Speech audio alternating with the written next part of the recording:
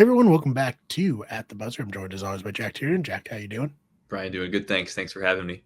Yeah, thanks for coming on. So Ryan and I talked about March Madness yesterday. I guess at the time of when this will come out, it's a couple days ago. So we're gonna shift focus back into the NBA and shift even more focus onto the Eastern Conference and kind of do a little pickup of where we're standing right now. So do you want to kind of take it from there? Give me your thoughts on the Eastern Conference as this season begins to really wind down. Yeah, I think you covered it, right? We're kind of past the apex at this point. We're past the All-Star break. The playoff rosters, not even rosters, really, just the playoff standings are starting to sort of take shape. I think at a very high level, we have a team that is a clear juggernaut when it comes to at least the regular season. And there's a little bias showing there in the Cleveland Cavaliers. But I think from there, you've got a very clear 2 and 3.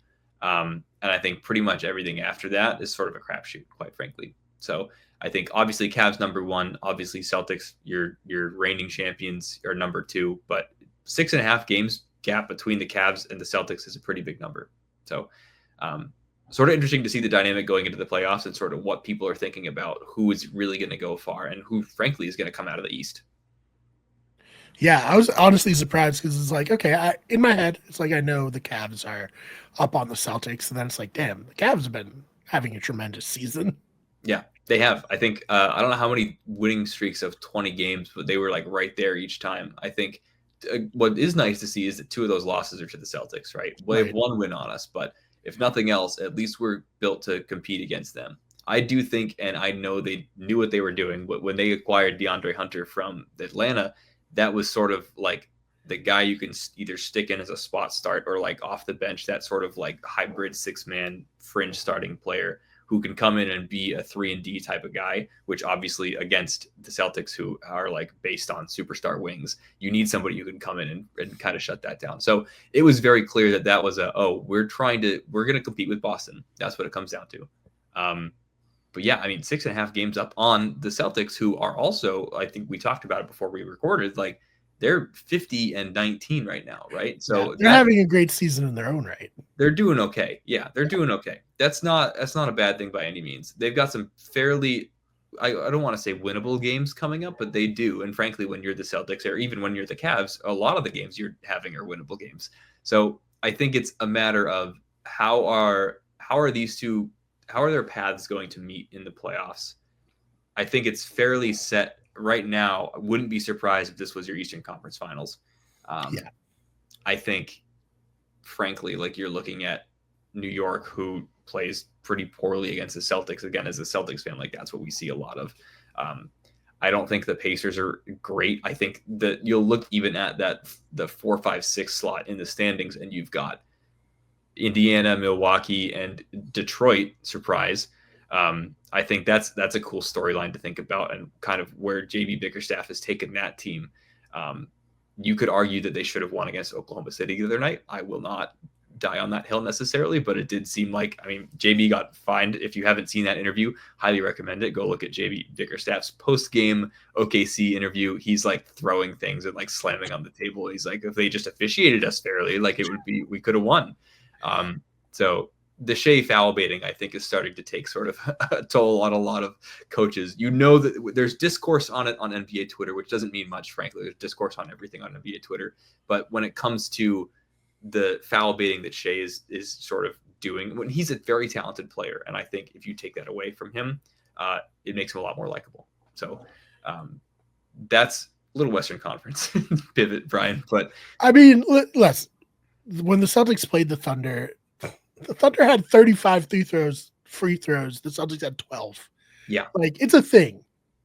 Is that going to be the same way in the playoffs? I think is the question. And if it is, do we have a Shea problem? Do we have a James Harden a la 2016 problem? You know, like that's, for me, that's, I said it then. I said it when Joel Embiid did the same thing when he plays basketball. I hate that style of play. It's just, it slows the pace down. It's not really fun. It's sort of like, okay, if this is my primary goal from driving to the basket, basically, or like trying to put my body on a defender, like, am I even playing basketball at that point? Or am I just like drawing for contact? And it's so obnoxious. That's a hill I will die.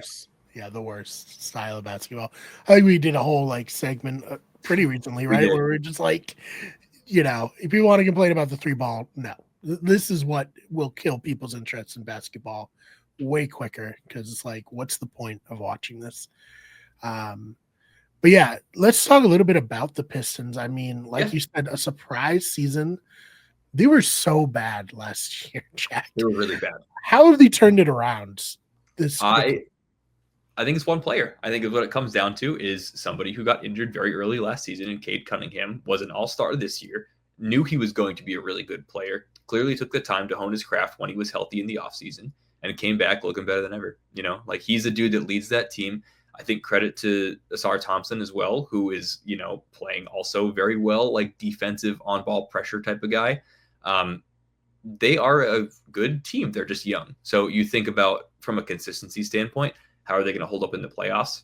I don't know for very long, but it's going to be a really good experience for them to get in.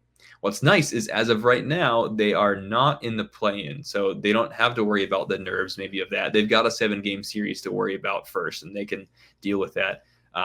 Granted, you've got 3 teams with 38 wins, so it's gonna be a little like we'll see what happens at the end of the year. And frankly, unless New York just like has a pretty shitty like last way to end their regular season, I think they're kind of locked in as the 3. So 4, 5, 6 are anybody's game depending on where they land. I don't think it's. I mean, quite frankly, like you look at the 1 and 2, and even the 3 seed for some of these teams, and you're like, we're not beating them anyway. So it's sort of okay. Does it really matter? Again, maybe not. Depends on maybe you're playing for a matchup if you're those bottom seeds. I think Detroit overall, though, Cade Cunningham really had a resurgence, obviously coming back from an injury and playing at an all-star caliber this year, which he has, I think, rightfully deserved for sure. Yeah, I think, one of the things that I don't like that I've seen a lot of people be like, oh, well, wait till they get to the playoffs. They're not going to win a championship. It's like they're building, like Right. they're trying to get better each year. They're not necessarily going to compete for a title this year. That's fine. They might win a series, They might. or they might go to 7 in a series.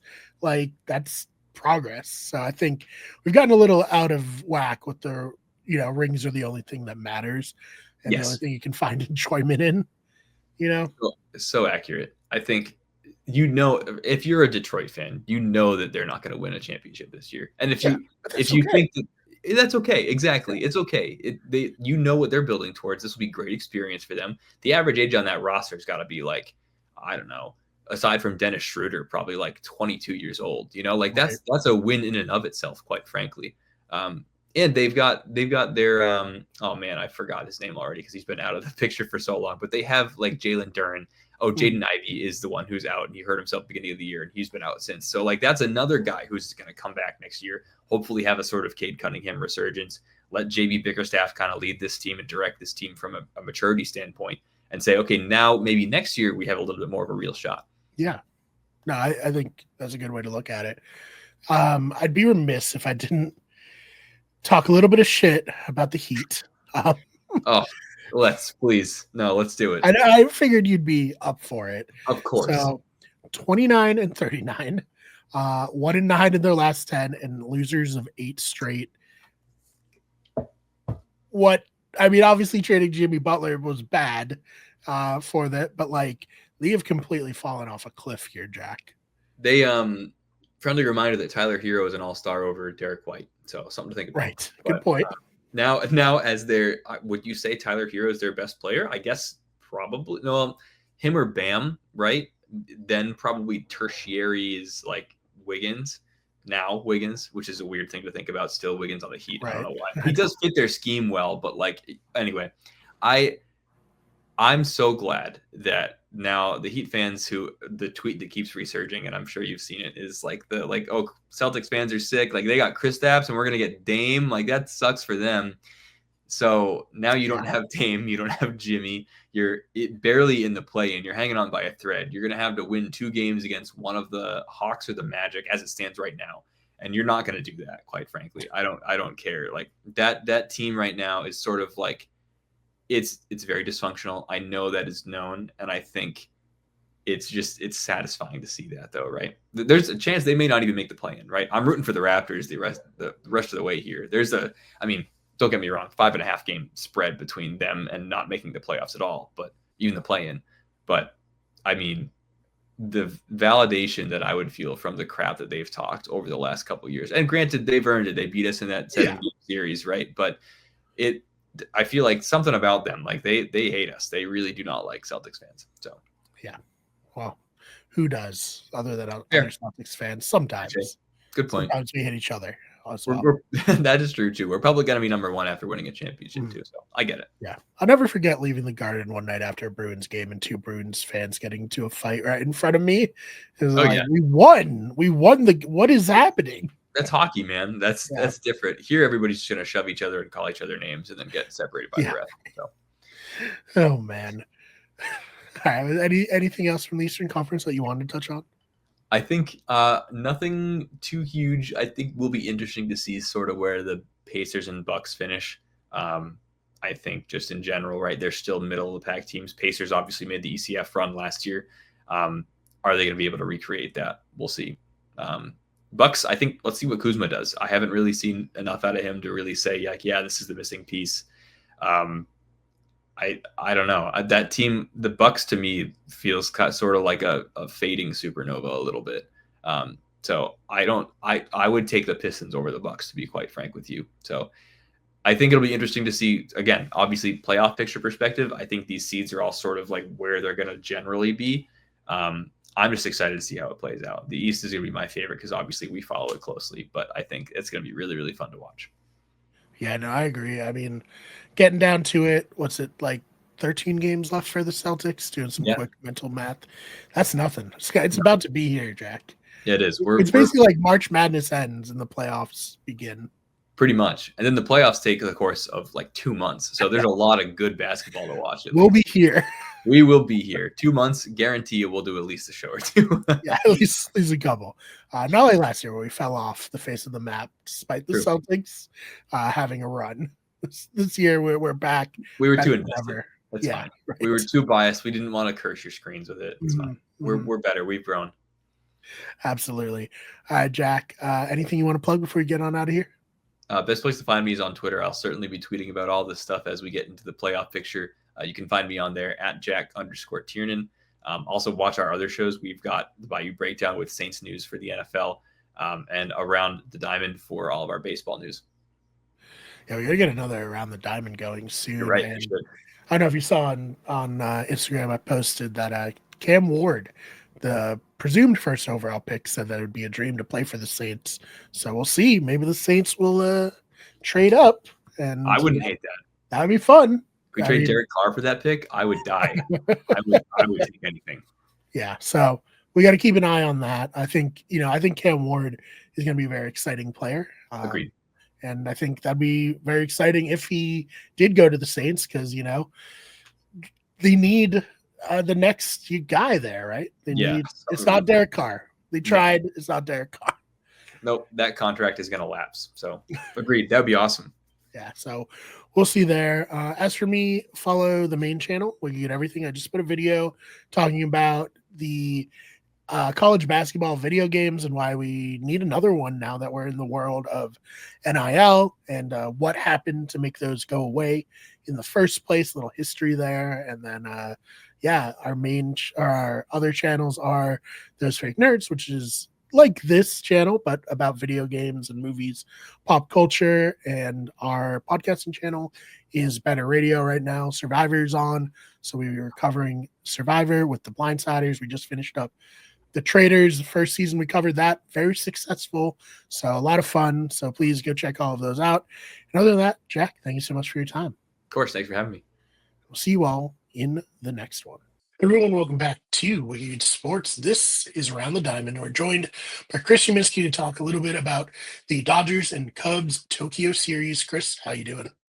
I'm doing great, Brian. Baseball's back, baby. Baseball is back. Well, first I want to get your opinion here. How do you feel about baseball opening their season in another country? I know you've done this for years now, but is it odd to you?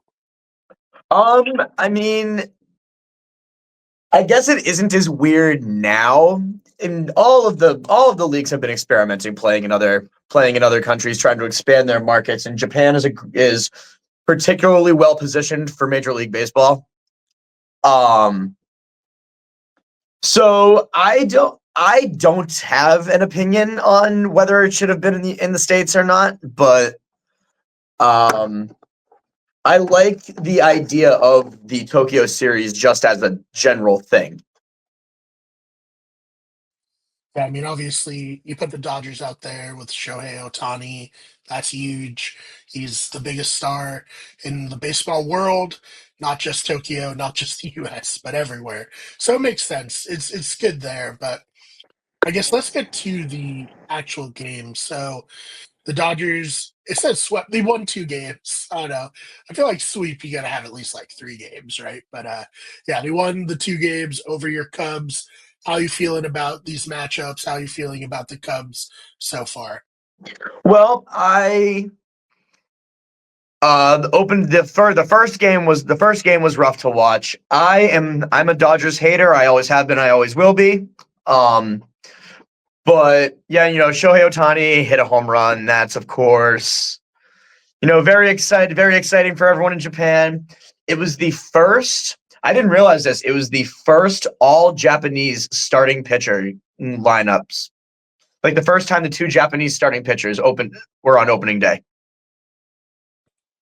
That is surprising. I guess maybe not, because usually there's like 1 or 2 in the league at all, right? So like now there's more, and it just makes sense that this would happen eventually, but hasn't happened before. Yeah, and in game 1, like Shota Imanaga, he had a pretty good game. He had four scoreless innings. He only walked 4. And he had no hits either. But like the Dodgers have a guy like Shohei Ohtani who's just gonna open up. They're a super team combined with everybody else on that lineup.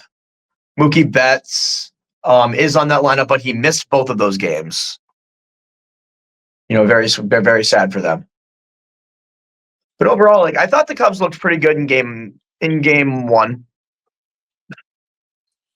What about yesterday's game, the 6-3 win for the Dodgers? How'd you feel about that one? I felt a little bit worse about that one.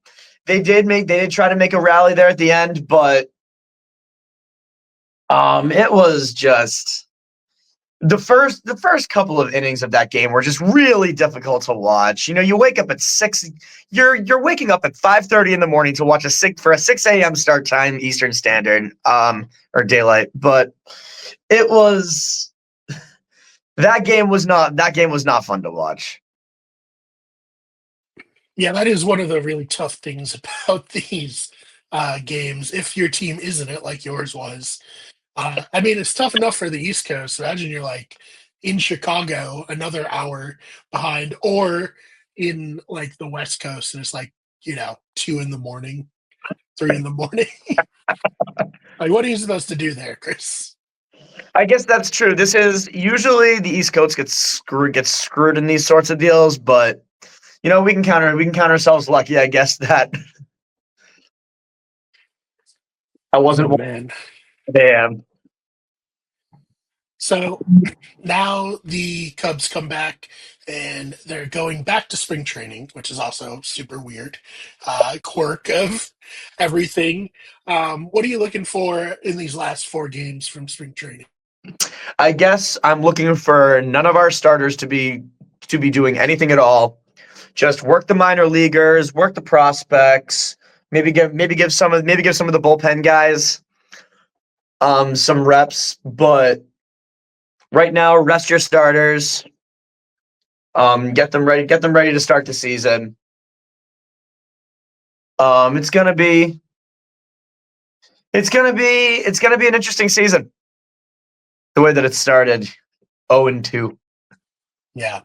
A week from today, first game in the States against the Diamondbacks. How are you feeling about that opening 4-game series about the against the Diamondbacks? I'm feeling okay about that series. The Diamondbacks are a good team. But we have the advantage. I guess you could call it an advantage that the spring training squad will already be rested and in Arizona. They're not going to be jet lagged. I wonder if we play that squad at least for game one. Who knows what's gonna happen there? I wish I could see what the sort of idea was going to be, but the Diamondbacks are a good team. They were second in the West last year. But the Cubs are looking competitive, if I do say so myself, based on those spring training games that I went to, based on what I watched the last couple of days in Japan. Like, yeah, they lost both games, and game two kind of sucked, but they were at least competitive throughout. So it'll be interesting to see how that goes, but for both the Cubs and the Diamondbacks. I don't really know too much about their team. Yeah, no, we need to get an Arizona Diamondbacks specialist one day. One day we have someone for every team Right. of every league, but not today, of course. But yeah, anything else you wanted to add to this one before we get on out of here? Nope. I think that's it. Baseball's back. Go Cubbies. Yes, baseball is back. Very exciting. We'll be here covering it on the segment Around the Diamond. And Chris, anything you want to plug? I guess I'm on Twitter still. They haven't kicked me off yet at Chris Uminski. Still on TikTok too. That's I think Chris_Uminski. One of those handles. I'm in a band as well, Basics Plus. We have shows coming up in April. Check us out April 12th at JJ's in Florence and April 25th at the Hotel Vernon in Worcester. Go check us out on all the places you get your music. Awesome. Yes, please go check Chris and his band out on all those places. And Chris, thank you so much for your time. All right, thank you. See you all in the next one.